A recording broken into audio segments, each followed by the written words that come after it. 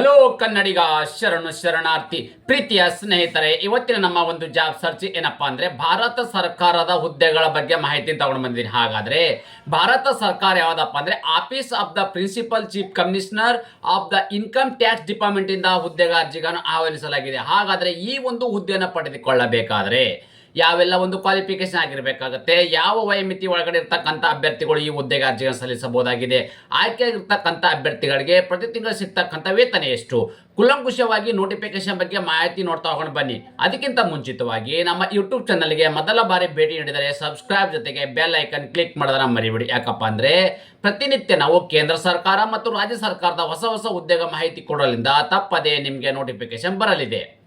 ಪ್ರೀತಿಯ ಸ್ನೇಹಿತರೆ, ತಾವುಗಳು ಇಲ್ಲಿ ಗಮನಿಸಬಹುದಾಗಿದೆ. ನಿಮಗೆ ಮೊದಲೇ ಹೇಳಿದ ಹಾಗೆ ಒಂದು ಗೌರ್ಮೆಂಟ್ ಆಫ್ ಇಂಡಿಯಾದಲ್ಲಿ ಇರ್ತಕ್ಕಂಥ ಒಂದು ಅಂದ್ರೆ ಭಾರತ ಸರ್ಕಾರದ ಇರ್ತಕ್ಕಂಥ ಹುದ್ದೆಗಳು ಯಾವುದಪ್ಪ ಅಂದ್ರೆ ತಾವುಗಳು ಇಲ್ಲಿ ಗಮನಿಸಬಹುದು. Officer of the principal chief commissioner of the income tax Odisha, ಈ ಒಂದು ಇಲಾಖೆಯಿಂದ ಅಧಿಸೂಚನೆ ಹೊರಡಿಸಲಾಗಿದೆ.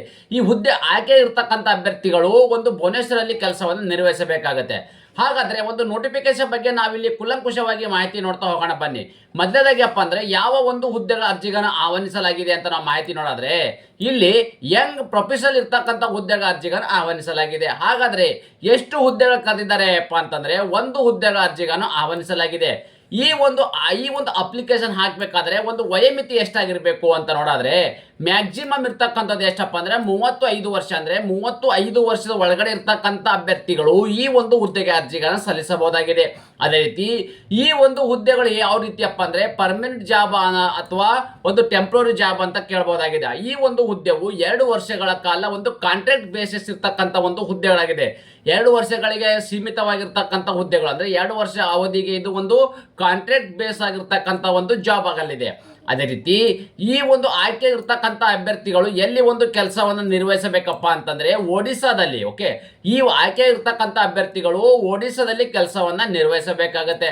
ಅದೇ ರೀತಿ ಆಯ್ಕೆ ಇರ್ತಕ್ಕಂಥ ಅಭ್ಯರ್ಥಿಗಳಿಗೆ ಪ್ರತಿ ತಿಂಗಳು ಸಿಗ್ತಕ್ಕಂಥ ವೇತನ ಎಷ್ಟು ಅಪ್ಪ ಅಂತಂದ್ರೆ 60,000 ರೂಪಾಯಿ ಲಂಸಮ್ ಇರ್ತಕ್ಕಂಥ ವೇತನ. ಇದು 60,000 ನಿಮ್ದು ಮೂಲ ವೇತನ, DA ಈ ತರದ್ ಎಲ್ಲವನ್ನು ಒಳಗೊಂಡಂತೆ ಪ್ರತಿ ತಿಂಗಳು ಸಿಗ್ತಕ್ಕಂಥ ನಿಮ್ಗೆ ಇದು ಲಂಸಮ್ ಅಮೌಂಟ್, ಅಂದ್ರೆ ನಿಮ್ಗೆ ಇದು ಓವರ್ ಆಲ್ ಇರ್ತಕ್ಕಂಥ ಒಂದು ಸ್ಯಾಲರಿ ಮೊತ್ತನಿದೆ 60,000 ಎಲ್ಲಾ ರೀತಿಯ ಬೆನಿಫಿಟ್ ಅನ್ನ ಒಳಗೊಂಡಂತೆ ಒಟ್ಟಾರೆಯಾಗಿ ಸಿಗ್ತಕ್ಕಂಥ ಒಂದು 60,000 ರೂಪಾಯಿ ನಿಮ್ಗೆ ಇದು ವೇತನವನ್ನು ಸಿಗಲಾಗುವುದು.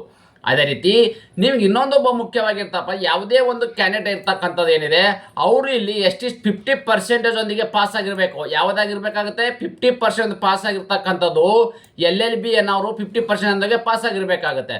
ಅದೇ ರೀತಿ 5 year ಇಂಟಿಗ್ರೇಟ್ LLB ಅನ್ನ degree programming or post graduation degree qualified in chartered accountant ಇರ್ತಕ್ಕಂಥ ಈ ಒಂದು ಕ್ವಾಲಿಫಿಕೇಶನ್ ಆಗಿರ್ತಕ್ಕಂಥ ಅಭ್ಯರ್ಥಿಗಳು ಹುದ್ದೆಗೆ ಅರ್ಜಿಗಳು ಸಲ್ಲಿಸಬಹುದಾಗಿದೆ. ಅದೇ ರೀತಿ ಇನ್ನೊಂದು ಮುಖ್ಯವಾಗಿ ಇಲ್ಲಿ ಎಜುಕೇಶನ್ ಕ್ವಾಲಿಫಿಕೇಶನ್ ಬಗ್ಗೆನೇ ನಾವು ಮಾಹಿತಿ ನೋಡೋದಾದ್ರೆ chartered accounts you have the completed there. Okay, ಈ ಕಂಪ್ಯೂಟರ್ನ ಮಾಡ್ಕೊಂಡು ಬರಬೇಕಾಗತ್ತೆ. ಅದೇ ರೀತಿ ಇನ್ನೊಂದೇನಪ್ಪ ಅಂದ್ರೆ ಟ್ಯಾಕ್ಸೇಷನ್ ಇನ್ ಲಾ ಮತ್ತು ಗ್ರಾಜುಯೇಷನ್ ಪೋಸ್ಟ್ ಇರ್ತಕ್ಕಂಥದ್ದಾಗಿರ್ಬೋದು. ಓಕೆ, ಇದೇ ರೀತಿ ಪ್ರಾಜೆಕ್ಟ್ ಎಕ್ಸಿಬಿಷನ್ ಇಂದ ಪ್ರಿಪರೇಷನ್ ಇರ್ತಕ್ಕಂಥದ್ದು. ಓಕೆ, ಅದೇ ರೀತಿ ಕ್ಯಾಂಡಿಡೇಟ್ಸ್ ಏನಪ್ಪ ಅಂದ್ರೆ ಸ್ಕಿಲ್ ಇರ್ತಕ್ಕಂಥದ್ದು ಯಾವುದಲ್ಲಿ information, okay skill and information ಇರ್ತಕ್ಕಂಥದ್ದು, ಕಮ್ಯುನಿಕೇಶನ್ ಸ್ಕಿಲ್ ಟೆಕ್ನಾಲಜಿ ಇರ್ತಕ್ಕಂಥದ್ದು, ಈ ತರದ ಒಂದು ಕ್ವಾಲಿಫಿಕೇಶನ್ ಆಗಿರ್ತಕ್ಕಂಥ ಅಭ್ಯರ್ಥಿಗಳು ಈ ಒಂದು ಹುದ್ದೆಗೆ ನೀವು ಅರ್ಜಿಗಳನ್ನು ಸಲ್ಲಿಸಬಹುದಾಗಿದೆ. ಜಾಬ್ ಡಿಸ್ಕ್ರಿಪ್ಷನ್ ಏನಪ್ಪಾ ಅಂದ್ರೆ ಆಯ್ಕೆಯಾಗಿರ್ತಕ್ಕಂಥ ಒಂದು ಅಭ್ಯರ್ಥಿಗಾದ್ರೆ ಅವ್ರು ಇರ್ತಕ್ಕಂಥ ಒಂದು ಕೆಲಸಗಳು ಏನಪ್ಪ ಅಂತಂದ್ರೆ ತಾವುಗಳು ಇಲ್ಲಿ ಗಮನಿಸಬಹುದಾಗಿದೆ. ಯಂಗ್ ಪ್ರೊಫೆಷನಲ್ ಇರ್ತಕ್ಕಂಥದ್ದೇನು ಅಟ್ಯಾಚ್ಮೆಂಟ್ ಇದೆ, ಆಫೀಸ್ ಇರ್ತಕ್ಕಂಥದ್ದು, ಲೈನ್ ಇರ್ತಕ್ಕಂಥ ಒಂದು ವರ್ಕ್ ಇರ್ತಕ್ಕಂಥದ್ದು. ಅದೇ ರೀತಿ SRDR ಮತ್ತು ಇನ್ಕಮ್ ಟ್ಯಾಕ್ಸ್ ಅಪ್ಲಿಕೇಡ್ ಇರ್ತಕ್ಕಂಥದ್ದು. ಓಕೆ, ಟರ್ಮಿನಲ್ ಸ್ಟಡಿಂಗ್ ಇರ್ತಕ್ಕಂಥದ್ದು, ಪೇಪರ್ ಬುಕ್ಸ್ ಮತ್ತು ಲಿಸ್ಟಿಂಗ್ ಕೇಸಸ್ ಬಗ್ಗೆ ಅನಲಿಸ್ಟ್ ಮಾಡ್ತಕ್ಕಂಥ ಒಂದು ಸ್ಕಿಲ್ ಎಲ್ಲ ಹೊಂದಿರಬೇಕಾಗುತ್ತೆ. ಅದೇ ರೀತಿ ಮತ್ತು ಜಜ್ಮೆಂಟ್ ಆಗಿರ್ತಕ್ಕಂಥದ್ದು, ರಿಲೇಟ್ ಇರ್ತಕ್ಕಂಥದ್ದು ಮತ್ತು ಅಪನ್ ಆಫ್ ದ ಆಕ್ಸಿಸ್ ಇರ್ತಕ್ಕಂಥದ್ದು. Okay, find outing and out the judgment, ಅಂದ್ರೆ ಒಂದು ಜಜ್ಮೆಂಟ್ ಕೊಟ್ಟಿರ್ತಕ್ಕಂಥ ಅದರ ಬಗ್ಗೆ ನಾವು ಕುಲಂಕುಷವಾಗಿ ಮಾಹಿತಿನ ಅವ್ರಿಗೆ ಇರಬೇಕಾಗುತ್ತೆ. ಅಂದ್ರೆ ಯಾವ ಒಂದು ಜಜ್ಮೆಂಟ್ ಬಂದಿರುತ್ತೆ ಅದರ ಬಗ್ಗೆ ಒಂದು ಸ್ಟಡಿನ ಮಾಡಿ ಮತ್ತೆ ಅದಕ್ಕೆ ಬೇಕಾಗಿರ್ತಕ್ಕಂಥ ಪ್ರಿಪರೇಷನ್ ಮಾಡ್ತಕ್ಕಂಥದ್ದು. ಅಂದ್ರೆ ಇದು ಒಂದು ಲಾ, ಒಂದು ಅಕೌಂಟೆಂಟ್ ಒಂದು ಲಾವನ್ನು ಆಗಿರೋದ್ರಿಂದ ಈ ತರದ ಒಂದು ಹುದ್ದೆಗೆ ಅಂದ್ರೆ ಒಂದು ಕಾನೂನು ಪರಿಣಿತರಾಗಿರ್ತಕ್ಕಂಥ ಅಭ್ಯರ್ಥಿಗಳು ಈ ಒಂದು ಹುದ್ದೆಗೆ ಅರ್ಜಿಗಳನ್ನ ಸಲ್ಲಿಸಬಹುದಾಗಿದೆ. ಹಾಗಾದ್ರೆ ಇನ್ನೊಂದೇನಪ್ಪ ಅಂದ್ರೆ ಈ ಸೆಲೆಕ್ಷನ್ ಪ್ರೊಸೆಸ್ ಹೇಗೆ ಮಾಡ್ತಾರೆ ಅಂದ್ರೆ ಈ ಆಯ್ಕೆ ಪ್ರಕ್ರಿಯೆಯನ್ನು ಹೇಗೆ ಮಾಡ್ತಾರಪ್ಪ ಅಂದ್ರೆ ಮೊದಲೇದಾಗಿ ಏನ್ ಮಾಡ್ತಾರಪ್ಪ ಅಂತಂದ್ರೆ ತಾವುಗಳಲ್ಲಿ ಗಮನಿಸಬಹುದು 2 ತರದ ಒಂದು ಸ್ಟೇಜ್ ಇರ್ತದೆ. ಅಂದ್ರೆ ಫಸ್ಟ್ ಒಂದು ರೌಂಡ್ ಮತ್ತು ಸೆಕೆಂಡ್ ರೌಂಡ್.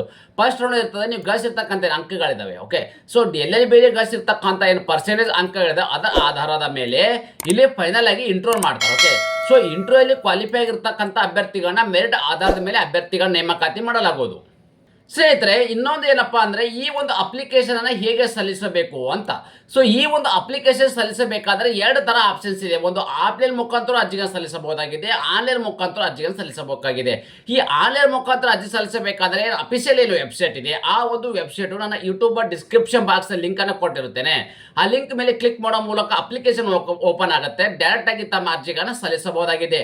ನೀವು ಡೈರೆಕ್ಟ್ ಆಗಿ ನೋಡಿ, short list candidate will by inform their the mail ಮತ್ತು ಬೈ ಸ್ಪೀಡ್ ಪೋಸ್ಟ್ ಮುಖಾಂತರ ಅಂತ ನೋಡಿ. ಈ ಒಂದು ಆನ್ಲೈನ್ ಮುಖಾಂತರ ಅರ್ಜಿ ಸಲ್ಲಿಸಬಹುದು, ಆಫ್ಲೈನ್ ಮುಖಾಂತರ ಅರ್ಜಿ ಸಲ್ಲಿಸಬಹುದಾಗಿದೆ. ಎರಡು ತರ ಆಪ್ಷನ್ಸ್ ಇದೆ ನಿಮಗೆ, ಓಕೆ, ಅರ್ಜಿಗಳನ್ನು ಸಲ್ಲಿಸಕ್ಕೆ. ಮತ್ತು ಅದೇ ರೀತಿ ಇದೇನು ಸ್ಕ್ರೀನಿಂಗ್ ಮಾಡಿರ್ತಕ್ಕಂಥ ಅಭ್ಯರ್ಥಿಗಳು ಅಂದ್ರೆ ಫೈನಲ್ ಆಗಿರ್ತಕ್ಕಂಥ ಸ್ಕ್ರೀನಿಂಗ್ ಪರ್ಸೆಂಟೇಜ್ ಆಧಾರದ ಮೇಲೆ ಸ್ಕ್ರೀನಿಂಗ್ ಮಾಡಿರ್ತಾರೆ, ಅಂತ ಒಂದು ಅಭ್ಯರ್ಥಿಗಳ ಶಾರ್ಟ್ ಲಿಸ್ಟ್ ಮಾಡಿರ್ತಾರೆ. ಅದು ನಿಮಗೆ ಹೇಗೆ ಗೊತ್ತಾಗುತ್ತೆಪ್ಪ ಅಂದ್ರೆ, ಮೊದಲನೇದಾಗಿ ಇಲ್ಲಿ ಒಂದು ಮೇಲ್ ಮುಖಾಂತರ ಅಥವಾ ಬೈ ಸ್ಪೀಡ್ ಪೋಸ್ಟ್ ಮುಖಾಂತರ ನಿಮ್ಮನ್ನ ಇಲ್ಲಿ ಒಂದು ಲೆಟರ್ನ ಕಳಿಸ್ಕೊಡಲಾಗೋದು, ಓಕೆ, ಸ್ಕ್ರೀನಿಂಗ್ ಆದ ತಕ್ಷಣ. ಅದೇ ರೀತಿ ಇನ್ನೊಂದೇನಪ್ಪ ಅಂದ್ರೆ ಲಾಸ್ಟ್ ಡೇಟ್ ಅಪ್ಲಿಕೇಶನ್ ಯಾವಾಗಪ್ಪ ಅಂತಂದ್ರೆ 20/1/2026 ನೋಡಿ, ಇದೇ ತಿಂಗಳು 20 ಜನವರಿ 2026 ಸಂಜೆ 5 ಗಂಟೆವರೆಗೆ ನಿಮಗೆ ಟೈಮ್ ಇದೆ, ನಿಮಗೆ ಆನ್ಲೈನ್ ಮುಖಾಂತರ ಅರ್ಜಿಗಳನ್ನು ಸಲ್ಲಿಸಕ್ಕೆ. ಓಕೆ, ಈ ತರದ ಒಂದು ಹೆಚ್ಚಿನ ಮಾಹಿತಿಗಾಗಿ ನಮ್ಮ ಯೂಟ್ಯೂಬ್ ಚಾನಲ್ ಅನ್ನ ಸಬ್ಸ್ಕ್ರೈಬ್ ಜೊತೆಗೆ ಬೆಲ್ ಐಕನ್ ಕ್ಲಿಕ್ ಮಾಡೋದನ್ನ ಮರಿಬೇಡಿ. ಯಾಕಪ್ಪ ಅಂದ್ರೆ ಇದೇ ರೀತಿ ಕೇಂದ್ರ ಸರ್ಕಾರ ಮತ್ತು ರಾಜ್ಯ ಸರ್ಕಾರದ ಹೊಸ ಉದ್ಯೋಗ ಮಾಹಿತಿ ನೀವು ಇಷ್ಟಪಡುತ್ತೀರಿ ಎಂದು ಭಾವಿಸುತ್ತೇನೆ. ಈ ಉದ್ಯೋಗ ಮಾಹಿತಿ ನಿಮಗೆ ಇಷ್ಟವಾದರೆ ನಿಮ್ಮ ಫ್ಯಾಮಿಲಿಗೂ ಫ್ರೆಂಡ್ಸ್ಗೂ ಶೇರ್ ಮಾಡೋದನ್ನ ಮರೆಯದಿರಿ. ಧನ್ಯವಾದ.